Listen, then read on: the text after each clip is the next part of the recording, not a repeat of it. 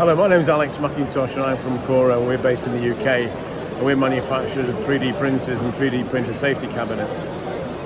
We work with the HSE, which is the Health and Safety Executive in the UK, looking into emissions given off from 3D printers.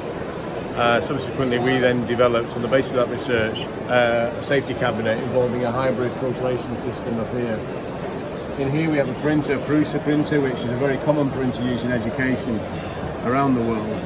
And what we're demonstrating here is the particulates that are given off through this P-track machine. And as you can see behind here, we have a solenoid which enables us to measure the readings inside and also what's exhausted out of the back of the cabinet. This is a universal cabinet, so any size of printer can fit in here, and you can print safely using any materials you want, including ABS and PLA. The price for this in the UK is £549 sterling plus VAT. So this is the KORA C100 printer with built-in filtration, printing with PLA. This is a hackable, upscalable printer where you can change the firmware. This is using Repetier at the moment, which is open source freeware. It has a computer on the side and an SD card for ease of plug and play.